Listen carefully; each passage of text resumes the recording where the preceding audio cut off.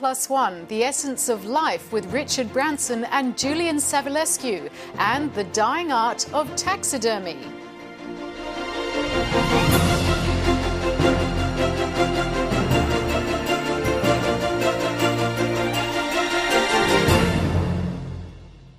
Hello, I'm Jane Hutchin. Welcome to the program. With euthanasia back on the agenda on both sides of the nation, our first guest is adamant the practice should be legalised. Many of his views are unpopular, but Julian Savilescu wants us to think hard about human life and the issues surrounding it, from the use of drugs in sport to designer babies and cloning. The Australian philosopher and bioethicist divides his time between Australia and the UK, where he's a professor in practical ethics at Oxford University. Professor Julian Savilescu, thanks very much for joining 1+1. First of all, how would you describe how you contribute to society?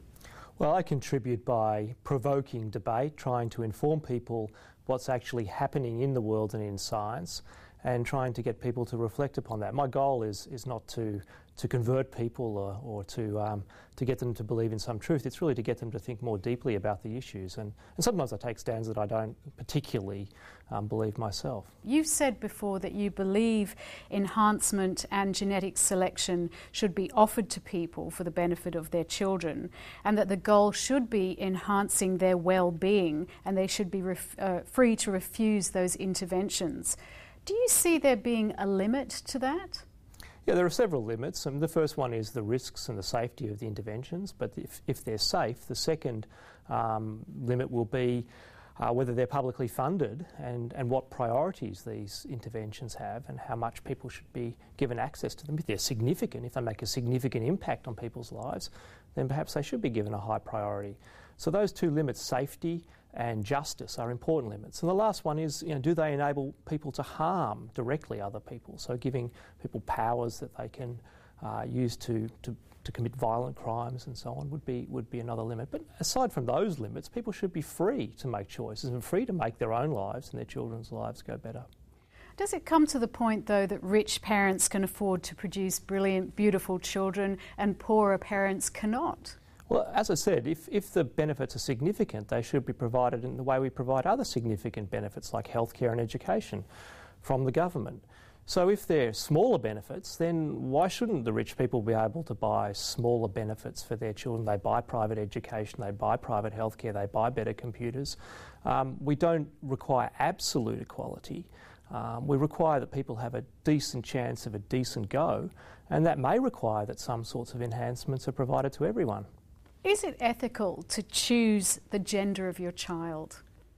Well, it depends on what the reasons are. If the reasons are to balance the sexes in the family, if you have two boys and you want to have a girl, I can't see anything objectionable about that. So I don't think you can make a blanket policy on sex selection as to whether it's right or wrong in advance of knowing what people's reasons are. There's nothing. The first question people ask when a baby is born, if they don't know already, is what sex is it? I mean, sex matters to people in different ways and at different times. And I can't see a reason to prevent people making those choices unless you can show that somebody's harmed from them. And we have data from countries like Australia that the vast majority of people do it for family balancing. What about when it comes down to the gender imbalance in an entire country like China or like India? I think in India, for example, you're not allowed to determine the sex of your unborn child because people will abort female fetuses. What's your view on that? Ethics can be sensitive to the cultural circumstances, and the public interest is a reason to infringe people's liberty. So if there is a significant sex imbalance and that's causing social problems, that's a good reason to intervene. But we don't have that situation in Australia. So you have to look at country by country and case by case. On euthanasia, you've said that there is an emerging rational consensus and endorsement of euthanasia around Europe. What's driven that change? Well, I think it's one of the successes of rationality and reason over often emotional and culturally and religiously based objections. I mean, there are no good objections today to euthanasia in civilised societies like Belgium, Switzerland, Holland, and also Australia. People have the right to decide when they die and how they die, provided that they're competent and acting freely. And in many circumstances, life ceases to have meaning for people in very dire situations. I think it's a fundamental human right to not just decide how your life goes, but to determine the circumstances of your death. What about when there's manipulation from others around you? Well, of course, manipulation is a bad thing. If people are manipulated into giving away their money to relatives, or manipulated into selling their home, or manipulated into making choices, that's a bad thing. It applies to euthanasia as well. The problem is manipulation, not euthanasia. The Australian organisation Exit International has recently tried to have advertisements put on television and on billboards to promote the ability for someone to take their own life, if you like. What do you think of the attempts to keep that group silenced? I was extremely saddened and disappointed in Australia. I think it's a fundamental incursion of liberty for no good reason whatsoever. If we're to have a public debate, we should have a public debate. Why do you think there is that strain, if you like, of conservatism in Australia? Well, at certain points in our history, we used to burn witches, we used to pursue people irrationally, and I think this is just an example of fear, of dogmatism, of an unwillingness to embrace change. It's all of the worst elements of human society. How do you think change is going to come here in terms of the euthanasia debate? Well, I hope eventually the vast majority of people will vote with their feet. I can't see people... my mother's in a retirement village. They asked me to talk on euthanasia. People want to talk, want the option available in the right way to people, and eventually that will happen. Every civilised society will have assisted dying legislation and euthanasia legislation at some point. It's just a matter of when. Is that an example of politicians being beholden to religious views? Yeah, I think that there's too much conservatism, too much fear, and often politicians irrationally fear a public backlash on issues like abortion and euthanasia. We did a study of abortion that showed that most people wouldn't shift their views of politicians according to their views on abortion. And I think the same applies to euthanasia. I think we should have leadership from our politicians. Sadly, we did have it in the Northern Territory with Marshall Perrin. In the 90s, we had the first euthanasia law in the world. Wonderful law. Was overturned because of religious persecution, essentially, by Kevin Andrews, introducing a private member's bill to overturn that territory's own democratically elected legislation. It was an embarrassment and a step backward for Australia. I hope we recover from that one day. And I think it's the goal of leaders and responsible politicians to put those reasons to people and to lead society rather than being stuck in the 1950s and 60s. Do you think it's more important to teach school children ethics than it is to teach them about religions? I think they're two completely different categories of inquiry, so I don't think they're in competition. Ethics is properly about thinking critically for yourself, understanding the place of values in decisions, understanding the range of values and the different ways of decisions that we all make about whether to recycle, about whether to drive our car, those sorts of decisions. They're not religious decisions. Religion is a completely different category. I think people should learn about religion the same way as they learn about history. But ethics is something that everyone does every day, and that should be a core part of the curriculum on its own, just as we teach English and mathematics. I've read that you support cloning of all kinds.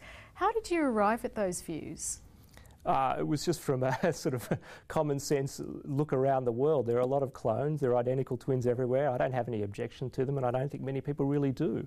I think objections to cloning are based on misunderstandings of the facts and misunderstanding of arguments. Clones are simply genetic copies. They're not copies of people. They don't have the same thoughts, they don't have the same lives. They have genetic similarity in the same way as identical twins do. So what? Identical twins still have very different lives, very interesting lives, and very individual lives.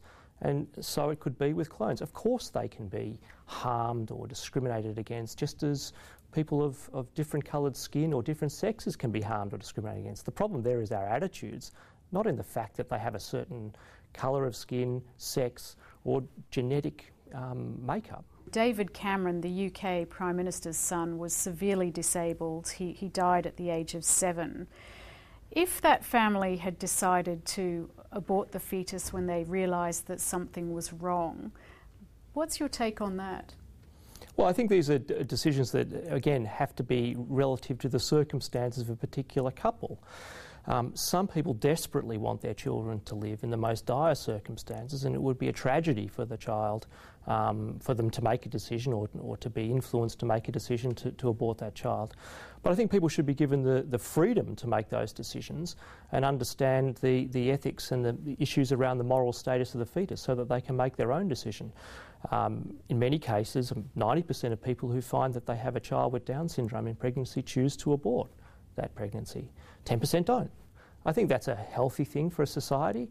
I think Why is it healthy? Because people are enabled to make different decisions. I think the critical thing is that people are given good information about the risks and benefits of having, for example, a child with disability and of having an abortion, and also a decent discussion of the values and the ethical theories around the fetus, because many people have mistaken views, for example, in very early embryonic development, that the embryo is somehow a person. So you don't believe an embryo is a person? No, an embryo is a group of cells with the potential to become a person, just in the same way as a skin cell now has the same genetic instructions that can create a person. That's what cloning tells us. If we understand the biology, we understand the difference between people like you and I, our children, and cells that have the possibility of becoming us but aren't yet us. Why do you think so many people make their decisions and have viewpoints on things that they don't particularly understand and don't wish to understand? Well, I think we have to make decisions, first of all, and often the information is difficult to understand or difficult to access. And it's often easiest to stay with your own existing principles rather than attempt to revise them. It takes cognitive energy to do that, and also emotional energy. And I think it's often cosy to remain with the sorts of views that we've always had without challenge. And that's why I think that we need to have more vigorous, practical, ethical discussion to push people a little bit outside of their usual comfort zone. Julian Savilescu, thanks so much for joining us. My pleasure. When you think of taxidermy, the art of displaying dead animals, a delicate English literature graduate probably isn't the first person who springs to mind. But sculptor Polly Morgan from East London is breathing new life into the decaying art form. What started as a search for a quirky art piece has turned into an adventurous and lucrative passion. She's speaking to London correspondent Rachel Brown about her art and where she keeps her dead animals. Polly Morgan, thanks for joining us on 1+1. Taxidermy has been considered a dying art, but you're one of the artists reviving it. Why do you think it's regaining its popularity? I think it's just a cyclical thing, really. I think that it's just a reaction against what went before. You know, became very fashionable in the 90s to have kind of minimalism and everything kind of hidden behind closed doors and cupboards and stuff. And I guess partly it's because of that. People are perhaps embracing having a bit more clutter around and unnecessary objects. And I also think that people have probably started, awareness has raised about taxidermy and the fact that it's not necessary to kill animals in order to do that. Traditional taxidermy is highly naturalistic, whereas yours is highly stylised. We see works of yours, rats curled up in champagne glasses, robins draped across prayer books under chandeliers. What is it that you love about setting animals outside their normal habitat? Well, I think you just don't notice things when they're in the right place a lot of the time. I think we become really jaded the older you get. And I think it takes seeing something out of context for you to really see it properly again. I always say, like, if you're looking for a tin of baked beans in the cupboard and you just can't see it, and it's right in front of you, but if you saw it, if it was in the bathroom cabinet, you'd notice it straight away. So I think if you take something out of context like that, you can start to see it again as it really is. And with the rat in the champagne glass, the lady who bought that work said to me that she absolutely hates rats, but she was really surprised by how beautiful she found it, and so I kind of felt like it had worked in that respect. Some have described your work as very dark and macabre.